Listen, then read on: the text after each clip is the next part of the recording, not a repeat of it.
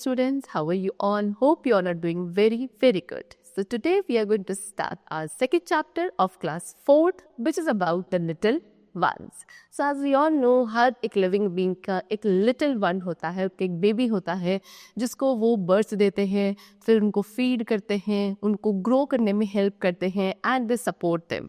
Okay, so today we are going to discuss about those little ones only. ठीक है? चल. So let's start the chapter.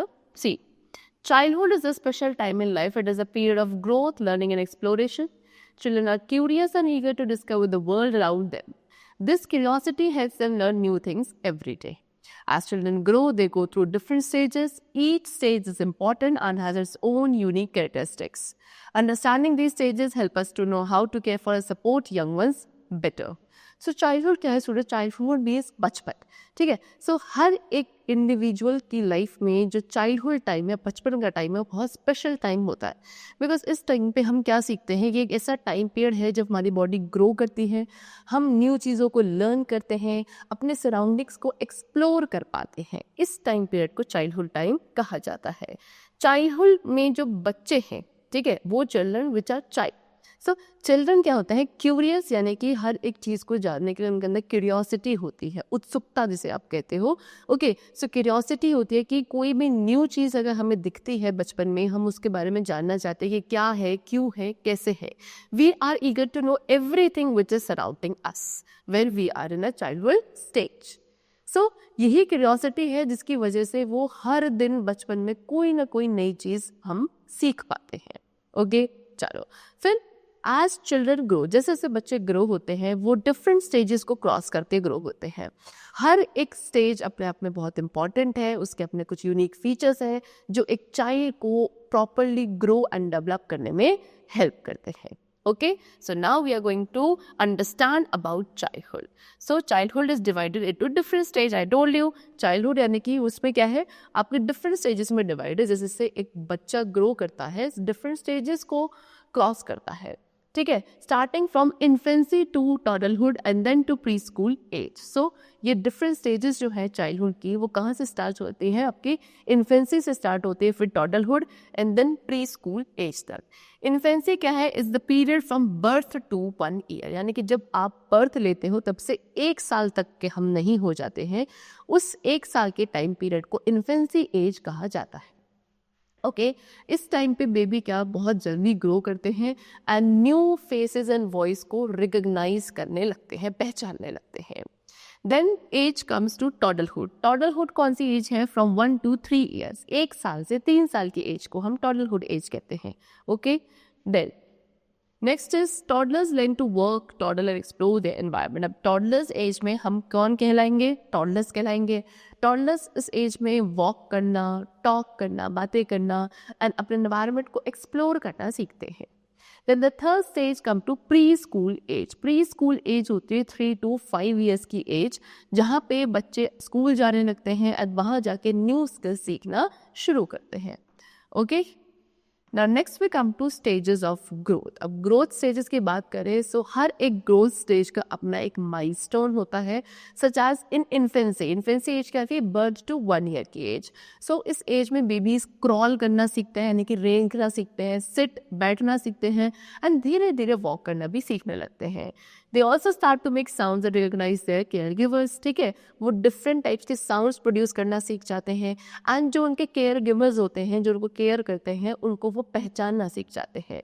ठीक है, it's a time of rapid physical and emotional growth. ये time period है जब एक बच्चे की बहुत जल्दी फिजिकल एंड इमोशनल ग्रोथ होती है. फिर टॉडलहुड. टॉडलहुड एज में बच्चा क्या है? बहुत ज़्यादा डिपेंडेंट होने लगता है, इंडिपेंडेंट होने लगता है खुद से. ठीक है, उसमें क्या होता है? बच्चा खुद से फीड करने लगता है एंड टॉयलेट्स का यूज़ करने लगता है, दूसरे बच्चों के साथ खेलने लगता है. सो टॉडलहुड एज में a child becomes more independent. This stage is crucial for developing social skills and language. ये स्टेज क्या है? सोशल स्किल्स एंड लैंग्वेज के डेवलपमेंट के लिए बहुत ज़्यादा इंपॉर्टेंट होती है. Next we come to needs of babies. अब babies के क्या क्या needs है? So as we all know, babies have special needs that are essential for their growth and development. They need proper nutrition, which includes breast milk or formula and later solid food. So babies की कुछ special needs है जो fulfil होना उनकी growth के लिए बहुत ज़्यादा ज़रूरी है, ठीक है। जैसे कि उन्हें प्रॉपर न्यूट्रिशन चाहिए, ओके। एंड उस न्यूट्रिशन के अंदर क्या होता है कि बच्चा जब छोटा होता है तब वो एकदम से खाना नहीं खाता है, पहले उसको ब्रेस्ट फीडिंग करवानी पड़ती है। सो स्टार्टिंग इनिशियल स्टेजेस में ब्रेस्ट मिल्क चाहिए होता है and then later on solid food, okay. फिर plenty of sleep and a safe environment to grow. वो बहुत ज़्यादा सोते हैं बच्चे बचपन में, खूब सारी उन्हें नींद चाहिए एंड एक सेफ एनवायरनमेंट चाहिए होता है ग्रो करने के लिए। Emotional needs are equally important, emotional needs भी उतने ही इंपॉर्टेंट है। बेबीज को लव, अटेंशन एंड एक सिक्योरिटी सेंस चाहिए अपने केयर गिवर से। Responding to a baby's cries and needs help build trust at emotional wall. So क्या होता है जब घर में एक बच्चा रोता है या उसकी जो भी ज़रूरतें पूरी करी जाती हैं उसके टूवर्ड्स जब हम रिस्पॉन्स करते हैं, उससे बच्चे का एक ट्रस्ट एंड इमोशनल बॉन्ड बनता है अपने केयर गिवर के साथ। नेक्स्ट पे come to caring for young ones. Young ones की केयर कैसे करी जाती है, that is very important. Caring for young ones involves meeting their physical, emotional and social need. Young ones की केयर का मतलब क्या है कि उनकी फिजिकल, इमोशनल, सोशल सभी नीड्स को पूरा किया जाए। That is what is meant for caring for young ones, okay. उन्हें न्यूट्रिशियस फूड मिलना चाहिए, इस चीज़ का ध्यान रखा जाए कि बच्चे को इनफ यानी कि पूरी नींद मिल रही है, वो सो पा रहे हैं, एंड उनको सेफ रखना, ये सभी फिजिकल केयर के पार्ट है, ठीक है। फिर इमोशनल केयर के अंदर आता है स्पेंडिंग टाइम विद देम, उनके साथ टाइम स्पेंड करना, उनके साथ खेलना, उनको अपना लव एंड अफेक्शन शो करना।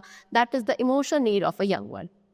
And social care involves teaching them to share. Social skills के अंदर क्या आते हैं, सोशल सपोर्ट के अंदर आता है कि हम उन्हें क्या सिखाएं कि कैसे चीज़ें शेयर करनी चाहिए अपनी, ठीक है। दूसरों के साथ कैसे खेलना है, अच्छे गुड मैनर्स कैसे उनके अंदर डेवलप होंगे। These all are included in social care, okay. So all these physical, emotional and social needs को फुलफिल करना, उनको मीट करना, रिस्पॉन्ड करना ही केयर ऑफ यंग वंस में इंक्लूडेड होता है। Now next we come to the topic which is importance of play. एक बच्चे की लाइफ में उसकी ग्रोथ डेवलपमेंट में playing is also very crucial. So play is a vital part of a child's development. बच्चे के डेवलपमेंट के लिए play यानी कि खेलना एक बहुत ज़रूरी पार्ट है। ये उनको न्यू स्किल्स लर्न करने में, अपनी क्रिएटिविटी को एक्सप्रेस करने में एंड दूसरे बच्चों के साथ इंटरेक्ट करने में हेल्प करता है, okay. Through play children develop physical abilities, cognitive skills and social connections. Play यानी कि खेलने से बच्चे क्या करते हैं, उनकी जो फिजिकल एबिलिटीज़ है वो डेवलप हो पाती है, कॉग्निटिव स्किल्स डेवलप होते हैं एंड वो दूसरे बच्चों के साथ एक सोशली बॉन्ड, सोशली कनेक्ट होना शुरू करते हैं, ठीक है। डिफरेंट टाइप्स ऑफ प्ले, अब बहुत सारे टाइप्स के प्ले होते हैं जैसे कि imaginative play, physical play, group play. हर एक प्ले का अपना एक इंडिविजुअल कंट्रीब्यूशन होता है बच्चे की ग्रोथ में in a unique way. Encouraging play time every day is important for a child's overall wellbeing. So क्या प्ले टाइम को एनकरेज करना एक बच्चे की लाइफ में हर डे उतना ही इंपॉर्टेंट है बच्चे की ओवरऑल वेलबींग के लिए। So that's all for chapter. We have discussed about the young ones, how to take care of them, how to provide them love and support, and many more things. I hope it was very clear to you. So that's all for today. We will meet very soon. Till then, take care and thanks to all.